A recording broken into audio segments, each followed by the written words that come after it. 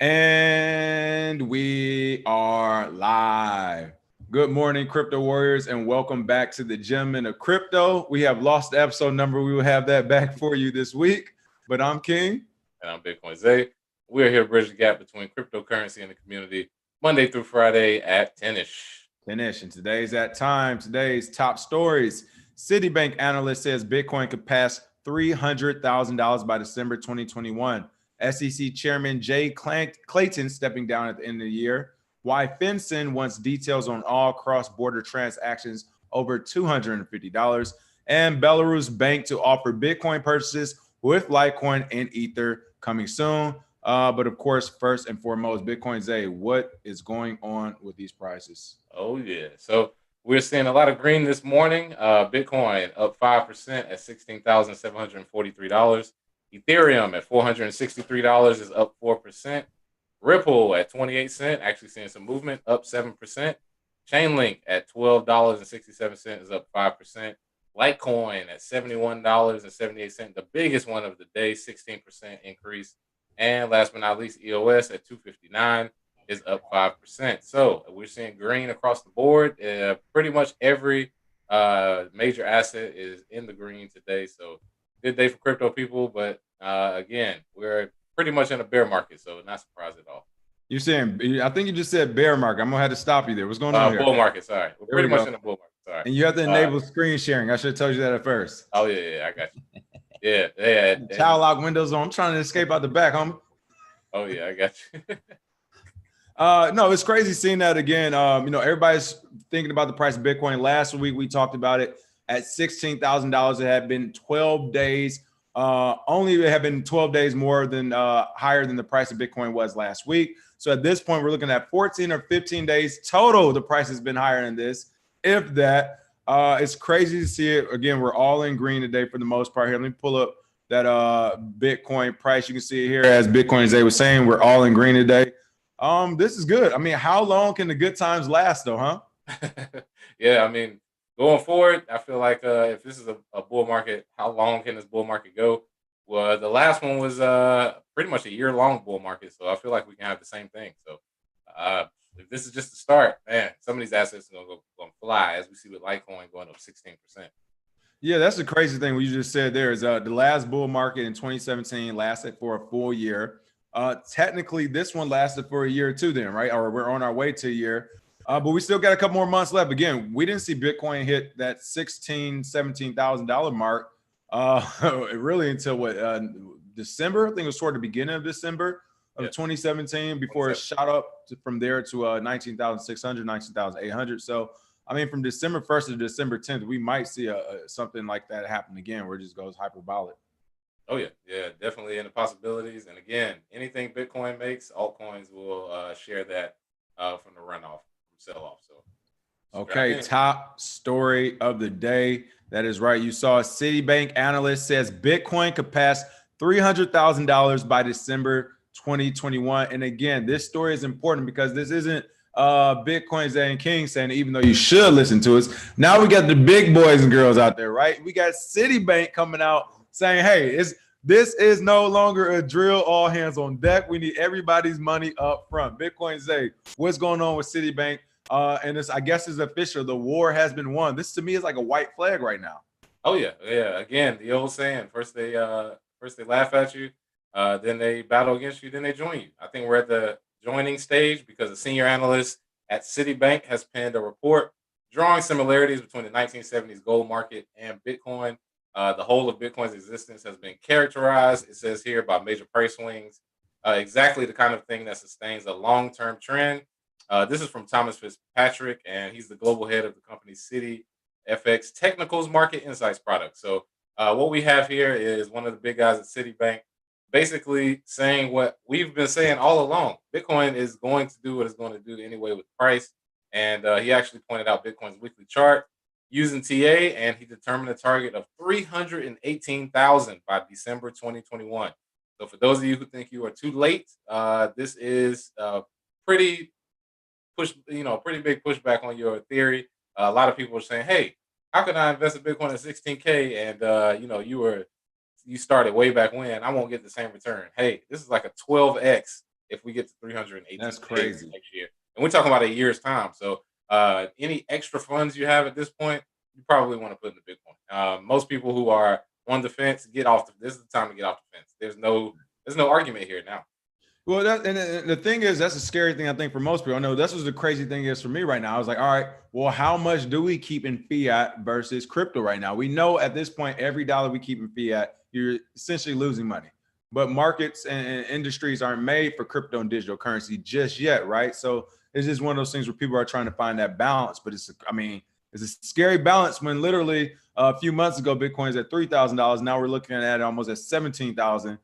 So again, it goes to the point, and you said this earlier in the year, this is where your stimulus check should have went in full, which is crazy because some people are like, what about food, groceries, rent? It's like, no, keep it pushing. Noodles, no electricity, stay with your family, grocery, garden. Everything else goes to crypto. So it's one of those things to look at. It's like, where is that right number? Where is that sweet spot, right? Absolutely. And I think we're starting to see people stop doubting it and just basically ask, hey, all right, how can I get involved? And it's good to see. This price is basically making us all smart, and Citibank definitely wanted to get this out before that price move. I think we'll see that. Maybe not 318,000, but six figures definitely. Hey, for them to even get that close, 100,000, right? Anything, 90,000. Some quick shout outs. What's going on? CBTB, Crypto Blood in the house. Gang. You already know. Madam Crypto, Digital Bread, Dexter Hand Senior, P-Man Band, Dark Spear, BK Bailey 12. What's going on? Tessa Hall. Hello, everyone.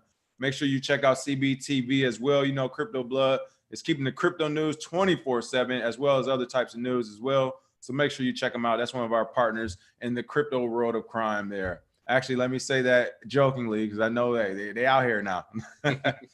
P-Man Van saying, putting as much as I possibly can in, but keeping a realistic outlook. These calls just feel like hopium to nay. You know, that's my thing. It's like, again, if this market was unbothered, I would be 100% into crypto because as we always said, 2 + 2 = 4. If you look at the actual technical side of it, it makes sense. It still hasn't been hacked. It works, right? But because there are interference, there is human interference, there are governments and banks that don't want this thing to succeed. That's where I get nervous at. I'm not getting nervous on the product, on Bitcoin, on the services or what it can offer. I'm getting nervous on the people who are trying to go to war with it, who's trying to go to war with technology innovation. So to be clear, that's what I mean by where do you want to spread your money to? Because again, the technology works. That's not the issue. It's about will the government allow it to work. Hey, Citibank, if you want to up the ante, then take a John McAfee bet. If it's not 318, here we go. 2021, the CEO live on TV. We need some chopping. Yeah, we need some chopping. We want some chops. If you guess, that's what we need to do.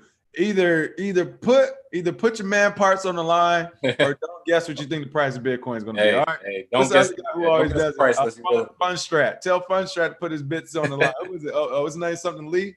Yeah, Tom Lee or Funstrat. Yeah. Tom Lee, put them bits on. I'm tired of seeing price predictions every 2 weeks from you. All right. All right. SEC Chairman Jay Clayton stepping down at the end of the year. This was much of a surprise to me because I thought he had already stepped down. So with that being said, I am still, I am a man of my word. I'm a person who is going to give everyone a fair shake. Let me stop this camera. So I would say to Hester Pierce, as of now, crypto mom, maybe she hasn't had the full leeway she wanted if he's still in the same building. I will say that. So we'll see what happens as he officially steps down. But again, I thought he was already down. I'm not sure what's going on with the SEC. I guess there's some type of turnover going on. But again, we're always watching them as much as they're watching us. So what's going on with this article with Jay Clayton now? Is it time for him to go private? What's the deal?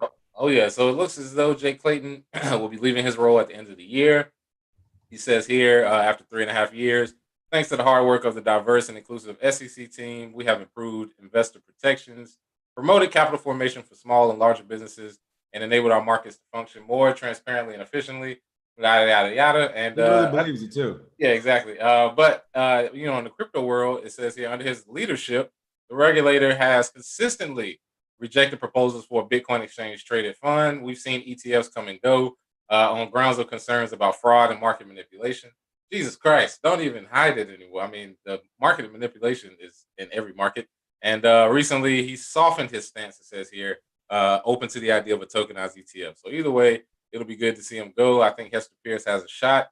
And again, like you said, she may have been held back by the fact that there were other people in charge. She's not completely in charge, but we'll see. We'll see what Hester. That's the benefit of the doubt of it. You know, We'll how give her that goes. benefit of the doubt. And that's me being fair, but we are watching these next couple. I mean, we already know January. What was it after Martin Luther King Day? Whenever it is this year, we'll know everything we need to know by the end of January, folks. I'm telling you now. The same as I said in 2018, right after that bull run, it's going to be the same thing now. The 2 weeks after Martin Luther King Day, leading up until end of January, beginning of February, we're going to know everything we need to know moving forward with the SEC and the government plans to do with crypto next year. They're not going to wait. They're not going to hesitate. They're going to get people back in the office and they're going to get to work. And I would just want to point out, I mean, I will not be surprised if he goes to a private company. This is a guy, as you already mentioned, his leadership, his administration has consistently rejected proposals, not just for a Bitcoin ETF, but like anything that goes toward the direction of innovation in the cryptocurrency space. So it's not just the ETF. That was the biggest thing people were trying to get pushed through. You have people along the likes of the Gemini twins, who all they were screaming, and we get it, they were doing it because it was best for their business, but they were screaming regulations. Hey, we need it. We're bringing regulations. We're the world's first regulated exchange. They're bringing all this stuff, right? And they're still getting told no by these same people. So if they're getting told no, you know, everyone else in the industry is getting that same no. So it's crazy to see that. And again, under his watch, I also want to add out, we talked about the numerous actions against the crypto ICOs we saw, initial coin offerings. Just to remind everyone again, this year alone, out of the $4 billion of SECs, 1.26 billion of those dollars came from ICOs. Oh, yeah. Not even the entire cryptocurrency community, just from ICOs itself. So this is what this person is responsible for. And after doing all that great work for the government, I am sure, like I said, he'll find a amazing private job, or if not, just another government job as well. Getting hired by Coinbase soon. Yeah, you already know. Coinbase, somebody's about to bring him in. He did great things for America. Stealing all these businesses' money. That's what I'm talking about. All right. What else we have? Why FinCEN wants details on all cross-border transactions over $250. That's right, people. I'm not making this up. This is real. Why FinCEN wants details on all cross-border transactions over $250. That's right. That means you bought a PlayStation on Alipay, on AliExpress. Oh yeah, we're gonna need to know why you decided to send your $4.99 to China to buy a PlayStation wherever else you sent it. Right? That's right. U.S. regulators are discussing the quote why of a new proposal that has crypto fans concerned. And what's crazy is it shouldn't just have crypto fans concerned. It should have every human that does any business with the United States concerned. But it looks like, speaking Monday at the B20 Virtual Asset Service Provider Summit, Carol House, Cyber and Emerging Tech Policy Specialist at the Financial Crimes Enforcement Network, said criminals are conducting cross-border payments using smaller amounts of cryptocurrency. Oh my God. FinCEN's proposed lowering of the travel rule threshold. They really pointing out cryptocurrency. I mean, there's so many things I have to go. For one, I don't care how big of or how much of a criminal you have going on. There aren't enough 250 transactions in the world to amount to the $960 million fine Chase just received this year. Like, do you understand? You can't do enough $250, $300 transactions to get to the fine they received. There also isn't enough $300 transactions from smaller criminals, as you say, to amount to the $1 billion cocaine shipment that was seized that was on the boat of JP Morgan Chase again. So again, just one company, Chase, in the last, 18 months, we're talking about $1.96 billion of criminal stuff going on. And you want to talk to me about a $300 or $250 cryptocurrency payment that's going across the internet border for criminals? Yeah. What? This cannot be real life. What is going on here? This is a sad day for FinCEN. This is trash. I mean, literally, they basically went from $3,000, which is still kind of low. I think anything super low. Yeah. I think anything. I mean, if you want to be fair, I would say anything under 10,000, you should be okay. You know what I mean? Like, what criminals are going crazy with $250 transfers? Like you said, that's buying a PS5 or buying a pair of shoes. Right. It's like, oh, what are you doing sending it across the border? Yeah. So I think what they're doing is exactly what we've said, is they're going to eat themselves, because they don't know how to regulate something that wasn't meant to be regulated within borders. It's a borderless currency. So, of course, FinCEN is going to try and put their teeth into it, and it's going to, I mean, of course, this rule already sucks, just the proposal. But if it goes into effect, how many people are now on their quote unquote list? Because everybody, I think, if you've been in crypto for a little bit, has done at least one $250 transaction. I mean, that's Yeah. not a lot of money. They basically spread the blanket so far. They're like, well, everything is a crime. So, FinCEN, this is a terrible, proposal, I think, and I hope this doesn't go through. I mean, at 3,000 is still small, but I mean, come on, at least keep it at 3,000. Listen, I remember back in my Vegas days, I needed to raise the ATM limits to that. Like, what are you talking about? Yeah, like come on, man. Yeah, this is crazy. What if you're trying to buy a car? Again, there's so many different things, and this is something that I think everyone should be worried about, because $250 is saying we want to know every transaction everyone is making, unless you're buying groceries for the most part, right? And again, they use the same old spiel that unfortunately many Americans and many people are going to believe. It's to facilitate terrorism, financing, narcotics, trafficking. Think of it this way. What's the movie where you can see into Tom Cruise, you see into the future and they stop crime and all that other stuff? Oh, like, people, we're not about to stop crime. You know what I mean? Like, crime is going to stop. Like, stop spending all your time, money, energy, just like trying to figure out how we can stop bad people from doing bad things. It's not going to happen. And if it gets to the point where it's just like, hey, the government needs to know every transaction you're making so they can stop crime. Is that a world you want to live in? I don't know. I don't know about that one. That's a slippery slope. Again, this is how it starts. This is how it starts. $250. Then it's next thing you know, 2 years from now, it's, you sent $600 to the Republican or the Democrat campaign, right? Like, okay, well, where does it stop? Yeah, exactly. And this is the type of thing I said that I feel like price may go crazy, but stuff like this is what will have people reeling, to be like, all right, I don't know. Because if you look at their analysis, they actually had 2,000 suspicious transactions between 2016 and 2019. The median dollar value was $255. So they bought a Glock. They bought a used Glock. I mean, what in the world? I mean, people are buying regular. They bought a used Glock. Regular stuff. I mean, come on, man. That's ridiculous. Even Coin Center chimed in, questioned the changes to the travel rule. But I think we're using our energy in the wrong way. Like, instead of trying to figure out all the transactions, we need some sort of maybe blockchain sandbox where you can just let stuff happen, then review it, and then come up with something concrete. Because everything's still in the gray area with a lot of these organizations. They don't know what they're talking about. Or, to be honest, if you want to talk about this $250 transaction thing, you know what? Fine. I'm cool with it. I'm cool with every move the government is actually making right now. Everything a regulator is saying, I'm okay with. My only thing I would like, as a civilian, as a taxpayer who's a part of this government and country, right, is I just want transparency. Fine. We want to look at every transaction over $250, put it on something like a blockchain like Bitcoin, where everyone can see it. That way, it's not just the government saying, oh, well, it was these. No. This is what we're doing. We're trying to stop terrorists. I don't want the government and all the SEC and the FinCEN and the FBI. I don't want you all working by yourself. I want to help this country be great. All right. And the only way we can help is to have this transparency. So we're going to say, hey, we're going to monitor every transaction, financial transaction, cross-border transaction over $250. Then let's all monitor it as a country. Make it so that everybody can see it, not just some people hiding out some office building that we paid for, that you worked there for 30 years now. It's crazy. Oh, yeah. And like P-Man Van says here, the software see a border. That's the thing. Is the internet, basically broke down those borders, and now money is becoming borderless. So no, software doesn't see a border, and that's what I think will be the biggest argument if they try to enact this. If somebody sues, the biggest thing they can say is, hey, you can't limit software to one country. I mean, you can if you have a communist country. China has kept out stuff that they want, or other countries. But in the U.S., if it's supposed to be free, come on, man. You can, whatever software, you can use it. Well, and that right there, those are discussions where I think we're fooling ourselves, because we're saying, hey, this should have cost for lawsuit. This should be the right way it's done. This should be, and we're forgetting we're dealing with corrupt actors. So it's like, it ain't gonna happen. It'll be way to a lawsuit, but that's not what's really gonna happen. Is whoever's in that position is gonna give it to other people in those positions. They can be like, hey, let's all make some money and make this happen. All right. Hey man, I think the best bet is to turn Bitcoin into a religion and then get a 501c3. There we go. Can't touch it. All transactions are religious offerings.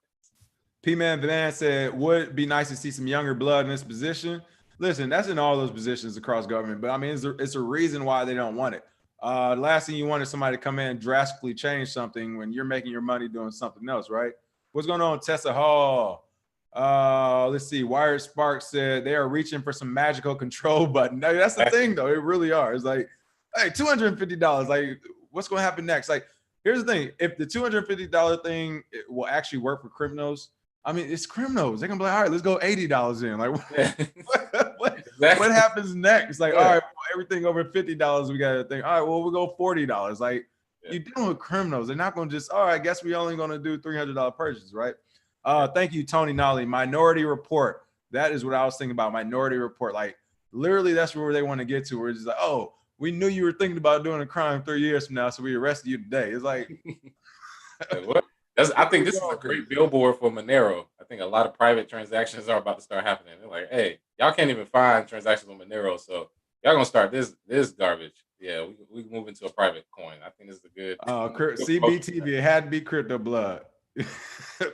PFC Wells said, facts, bro. If you have tracking for the people, then make the government have the same thing. Exactly. What's up, Cryptonomics? PFC Wells said, that's when the government becomes fans of privacy. Oh, yeah. Look, if you were to start saying, all right, we're cool with all this, but we're going to track every transaction that every government worker does as well over $300. Oh, I bet you this whole gang would change over. Oh, yeah. That ain't happening. That's not going to fly. Hey, I know you're watching today, too. I know people working for the government. They got Ferraris, people. Like, I'm telling you. Like, what are you talking about? I don't know how it happens now. What's going on, Bit Savage? Dark Spear, hey. All right, let's see. Last but not least, Belarus bank to offer Bitcoin purchases with Litecoin and Ether coming soon. You talk about the war being won. What? Did I just read that right, Bitcoin Zay? A bank is offering Bitcoin purchases with Litecoin and Ether? Wow. Yeah. I mean, Belarus Bank is one of the largest credit institutions in Belarus. They partnered with an OTC broker called Whitebird to offer a Bitcoin buying service. You can actually make them via bank cards issued in Belarus and Russia. But going forward, they plan to sell cryptocurrency in countries like Ukraine, Georgia, and the Commonwealth of Independent States. So basically what you're seeing are countries, because they have so much influence with banks. It's happening. They're buying Bitcoin. You have me excited right now. Yeah, this is kind of going under the radar. It's not huge news, but what people need to understand is when Bitcoin starts becoming a reserve currency, meaning banks own it so that they can sell to their customers, it's over from there. I mean, you have a consistent buying from big money people. Institutional money is here, and at the end of the day, the price level we're seeing is based off of a lot of news like this. Even though there are some regulators, you have a whole bank who's allowing Bitcoin and Litecoin and Ether. It's only a matter of time before the banks in the U.S. do the same thing as an onboarding way to make money. So great news from Belarus. But why wouldn't you want to use the government's money? I can just see it now. Like when Bitcoin's 50K, there's still going to be those same people like, it doesn't make sense. I hear it's for criminals. It's like, all right. Like, and then finally is when JP Morgan, Dino Diamond comes up like, guys, everyone should have at least one Bitcoin. Then it's going to be like, wait, what? All right, Wade, as always, last couple of quick shots. See some more comments coming in. Bit Savage said, have we covered Banking for All Act? Have you seen that? Bitcoin say the Banking for All? I saw somebody mention it on Twitter. Haven't covered it yet. Yeah. Let's see. Real Royal got it. Said, too bad Belarus is under a coup. I mean, until 2 or 3 weeks ago, some people would have said the U.S. was. All right, who knows? All right, other than that, make sure you smash that like and share, people. Thanks for watching, and as always, we'll be back tomorrow with some more crypto news. You got any announcements, Bitcoin Zay? Now just visit bitcoinandblackAmerica.com, get your pre-order book, and join the webinars for December.